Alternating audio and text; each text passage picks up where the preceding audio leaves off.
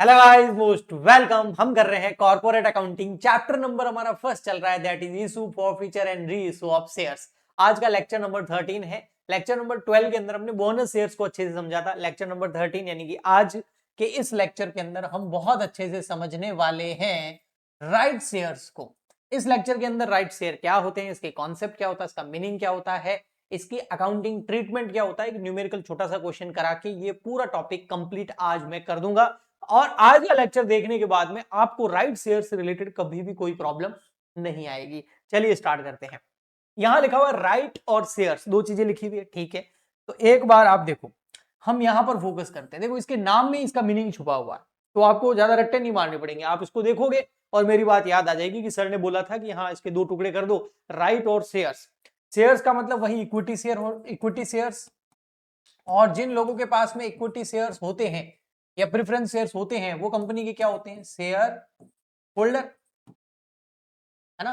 कौन से वाले, एग्जिस्टिंग, यानी कि पहले से जिन्होंने कंपनी के शेयर खरीद रखे हैं उनको एग्जिस्टिंग शेयर होल्डर बोलते हैं। भाई, कंपनी ने शेयर इशू किए होंगे, जिन लोगों ने कंपनी के शेयर परचेज कर लिए वो कंपनी के शेयर होल्डर हो गए। तो कंपनी के जो एग्जिस्टिंग शेयर होल्डर हैं, जिनके पास में कंपनी के शेयर्स पड़े हैं, उनको क्या देना, राइट देना। क्या राइट देना कि कंपनी दोबारा शेयर्स इशू कर रही है, पहले आप लोग खरीद लो। अगर आप खरीदते हो तो ठीक है, नहीं तो फिर पब्लिक में इशू करने के बारे में सोचेंगे। तो पहले परचेज कर, नए शेयर्स पहले परचेज करने का किनको राइट मिल गया, जो पुराने एग्जिस्टिंग शेयर होल्डर है, कंपनी के जो ओनर है उनको। तो इसीलिए इनको बोला जाता है राइट शेयर्स। तो राइट शेयर्स जो होते हैं वो राइट देते हैं जो एग्जिस्टिंग शेयर होल्डर्स होते हैं उनको, कि आप लोग हमारे नए शेयर्स खरीद लो, हम इशू कर रहे हैं।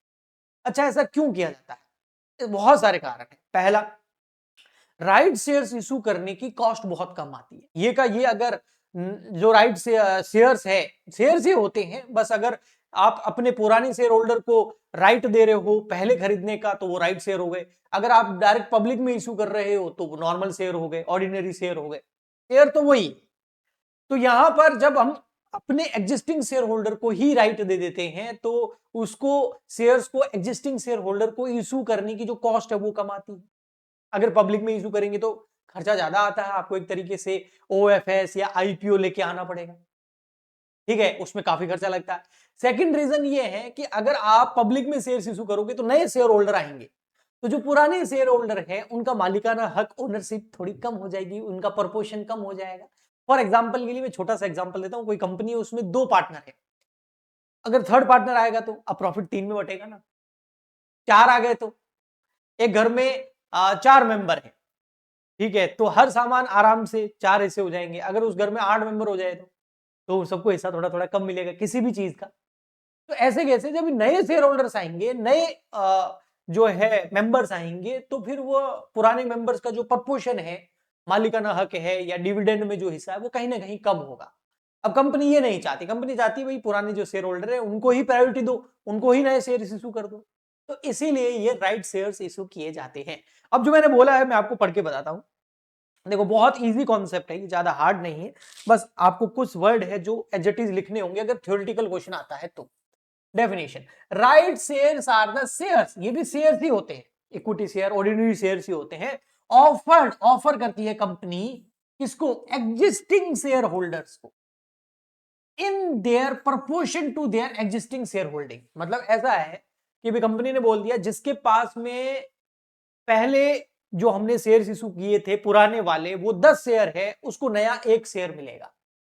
तो मेरे पास, मैं हूं कंपनी के 10 शेयर होल्ड करता हूं, तो मुझे एक नया शेयर खरीदने का राइट मिल जाएगा।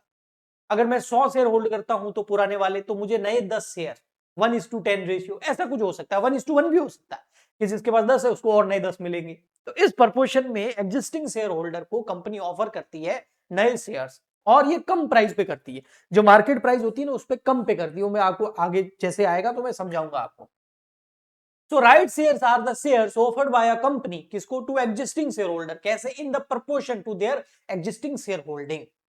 It is also called right share. Also क्या, इसको right share ही बोलते हैं। The offer is made before offering share to the public. ये ऑफर जो है पहले राइट दिया जाता है एग्जिस्टिंग शेयर होल्डर को। अगर वो फिर नहीं ले रहे हैं तो फिर पब्लिक में कंपनी इशू करने का प्लानिंग करती है। ओके, अच्छा, ये जो चीज है ये हमारे कंपनीज एक्ट में कहां लिखी हुई है, इसका लीगल प्रोविजन, लीगल सेक्शन कौन सा है?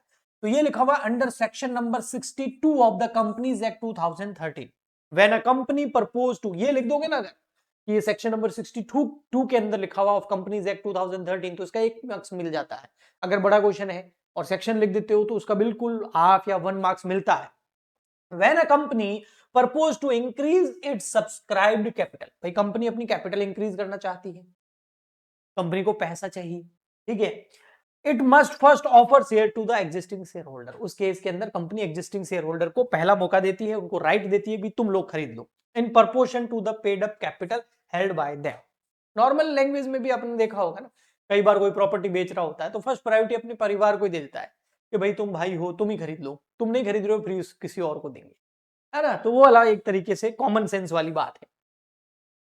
फीचर क्या है राइट शेयर्स के, ये बहुत इंपॉर्टेंट है। फीचर्स है राइट शेयर के offered only to existing share holders, new नहीं, जो पुराने शेयर होल्डर है जिसके पास कंपनी के पुराने शेयर्स पड़े हैं उनको ही राइट मिलता है नए शेयर खरीदने का। और प्रपोर्शन कैसा होता है, प्रोरेटा बेसिस, वो 1:10 हो सकता है, 1:1 हो सकता है, 1:2 हो सकता है, 1:5 हो सकता है, आगे न्यूमेरिकली मैं आपको बता दूंगा। Generally issue at the concessional price, बिल्कुल। अब यहां पर कंसेशनल प्राइस का मतलब होता है मार्केट प्राइस जो होती है ना उससे कम में इशू किया जाता है ना, मार्केट प्राइस से कम में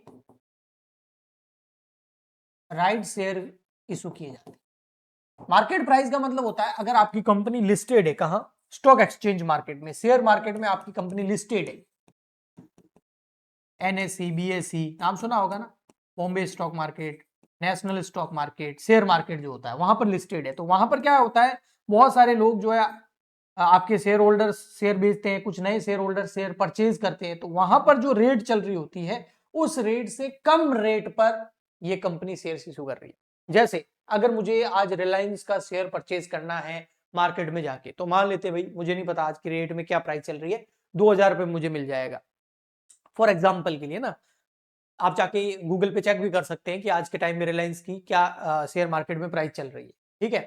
तो वो जो प्राइस चल रही है उससे कम में कंपनी दे रही है, क्योंकि सेकेंडरी मार्केट में तो आप शेयर्स कभी भी खरीद सकते हो, लेकिन कंपनी हर बार थोड़ी बेचती है, आईपीओ लेके आती है, उसके बाद में वो, है ना, वो कहानी पूरी अलग है, कंपनी लॉ के अंदर हम पढ़ते हैं इसको, ओके। ठीक, तो मार्केट प्राइस में जो आपके शेयर्स की प्राइस है उससे कम प्राइस में कंपनी आपको दे देती है, तो यहां पर जो हमारे एग्जिस्टिंग शेयर होल्डर है उनके लिए फायदा होता है। Share holder has the option, अब शेयर होल्डर के पास में ऑप्शन है, किसके पास, एग्जिस्टिंग शेयर होल्डर के पास। मान लेते किसी कंपनी के मेरे पास शेयर्स है, ठीक है, अब वो कंपनी राइट शेयर इशू करना चाहती है मुझे, और मुझे बोला आप खरीद लो, मैंने बोला ठीक है भाई मैं खरीद लूंगा, एक्सेप्ट कर लिया मैंने उस ऑफर को, या मैंने बोला नहीं मुझे नहीं चाहिए, रिजेक्ट कर लिया, या फिर मैं उसको रिनाउंस भी कर सकता हूं।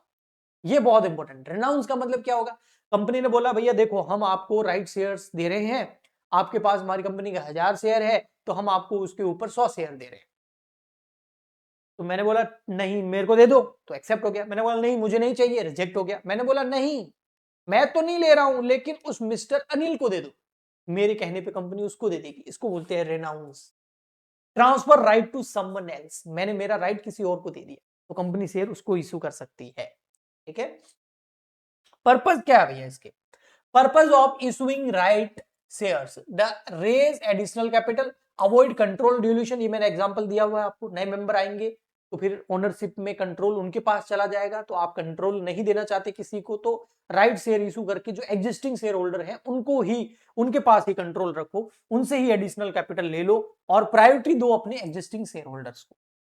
Faster and cheaper method than public issue, public issue मतलब आईपीओ वगैरह लेके आते हैं, इनिशियल पब्लिक ऑफरिंग वगैरह, ओएफएस वगैरह लेके आते हैं, तो उसमें काफी खर्चा आता है, काफी प्रोसेस भी लंबा है, लेकिन ये बहुत ही चीपर है, फास्ट है और सस्ता तरीका है, ओके। अब है भाई राइट शेयर से रिलेटेड कुछ टर्म्स आती है एग्जाम के अंदर, तो सबसे पहला था राइट रेशियो। राइट रेशियो मैंने अभी आपको बताया था, जैसे किसी 1:5 राइट रेशियो है, यानी कि जिसके पास पुराने 5 शेयर है उसको नया 1 शेयर मिलेगा, ये हो सकते हो 1:5 means 1 new share for every 5 share held, जिसके पास 5 शेयर है उसको 1 शेयर मिलेगा, जिसके पास 10 शेयर है उसको 2 नए शेयर मिलेंगे, जिसके पास 20 शेयर है उसको 4 नए शेयर मिलेंगे, इस तरीके से 1:5 रेशियो। ये 1:10 भी हो सकता है, 1:2 भी हो सकता है, 1:3 भी हो सकता है, 1:1 भी हो सकता है, वो डिपेंड करता है कंपनी पर। कि कितने राइट शेयर इशू कर रही है। राइट प्राइस मैंने बता दिया आपको, जो जिस रेट पर शेयर्स इशू किए जाते हैं, जो कि अधिकतर मार्केट प्राइस से हमेशा कम होती है। उसका रीजन ये है कि अगर मार्केट प्राइस है उससे ज्यादा रखेंगे तो कोई भी एग्जिस्टिंग शेयर होल्डर कंपनी से क्यों खरीदेगा, फिर तो वो शेयर मार्केट में जाके ही, सेकेंडरी मार्केट में जाके ही खरीद लेगा। ओके, नेक्स्ट, रीनेगोशिएशन मैंने आपको बता दिया, अगर आप खुद नहीं खरीद रहे हो तो अपना राइट किसी और को ट्रांसफर कर सकते हो। अब आता है यहां पर अकाउंटिंग ट्रीटमेंट। सर इसकी एंट्री क्या होगी? बहुत इजी एंट्री। क्या होगा? राइट शेयर इशू की जाएंगे किसको? एग्जिस्टिंग शेयर होल्डर को। तो उनको शेयर दे दो, उनसे पैसे ले लो। तो पैसे आएंगे तो बैंक अकाउंट डेबिट, और कैपिटल बढ़ जाएगी तो टू शेयर कैपिटल।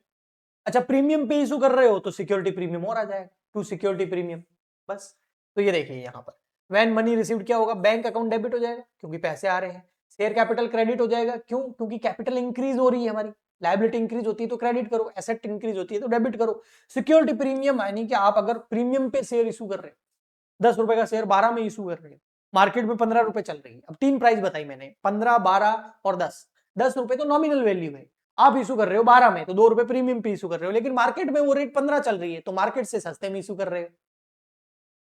ओके जी, तो उस केस में प्रीमियम जो है 2 रुपए हमारे लिए फायदा होगा, और फायदा यानी कि एज पर नॉमिनल अकाउंट आपको पता ही है, क्लास 11th में पढ़ते थे बेसिक लेवल ऑफ अकाउंटिंग के अंदर, all expenses and losses are debit, all incomes and profits are credit. When right is renounced, अगर राइट रिनाउंस हो जाता है तो कोई एंट्री नहीं करते हैं कंपनी एग्जिस्टिंग शेयर होल्डर के लिए, फिर वो पब्लिक में शेयर इशू हो रहा है तो उस तरीके से उसको ट्रीट किया जाता है। यहां पर एक न्यूमेरिकल क्वेश्चन है, देखिए बहुत इजी है। एक कंपनी है 10,000 इक्विटी शेयर ऑफ 10 ईच, ये उसके पास में 10,000 इक्विटी शेयर, एक 10 रुपए का यानी कि 1 लाख रुपए की कैपिटल है। 10,000 मल्टीप्लाई बाय 10, ये एग्जिस्टिंग शेयर होल्डर की बात कर रहा है। ये कौन है? ये हमारे एग्जिस्टिंग शेयर होल्डर। एग्जिस्टिंग मतलब मौजूदा, वर्तमान, पहले से विद्यमान शेयर होल्डर, पुराने शेयर होल्डर। वो 10,000, जो पुराने शेयर होल्डर है उनके पास में कितने शेयर है? 10,000 शेयर है, एक 10 रुपए का है, 10 रुपए नॉमिनल वैल्यू हो गई, तो 1 लाख रुपए की कैपिटल। ओके, अब कंपनी ऑफर कर रही है 1 right share for every 5 share eight 12 rupees per share. तो 3 चीजें हुई, एक तो जिसके पास 5 शेयर है उसको 1 शेयर मिलेगा। तो total number of right share निकालो सबसे पहले, calculate number of right share. बहुत इजी है, देखने की भी जरूरत नहीं है भाई। कैसे निकलेगा? 10,000 शेयर से टोटल, हाँ, जिसके पास 5 है उसको कितने मिलेंगे? 1। तो नंबर ऑफ राइट शेयर कितने आ गए? 2,000। भाई 10,000 शेयर थे टोटल पुराने वाले, और जिसके पास पुराने कितने हो? 5, उसको 1 मिलेगा ना, तो 1:5 रेशियो हो गया।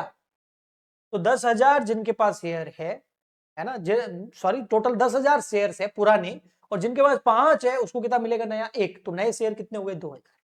किस प्राइस पे मिल रहे हैं? 12 रुपए पे, जबकि नॉमिनल वैल्यू कितनी है? 10, और मिल कितने पे रहे? 12 पे। 2 रुपए क्या हो गया? प्रीमियम। तो यहां पर आकर टोटल मनी कितनी रिसीव होगी कि 2,000 शेयर पर 12 रुपए यानी कि 24,000। उसमें से 2,000 इंटू 10 करोगे तो 20,000 क्या हो गया? कैपिटल। और 2,000 इंटू 4 करोगे तो ये आपका 8, सॉरी, 2,000 इंटू 2 करोगे प्रीमियम की तो ये आपका 4,000 रुपए क्या हो गया? प्रीमियम। तो टोटल 24,000 ये यहां पर कैलकुलेशन।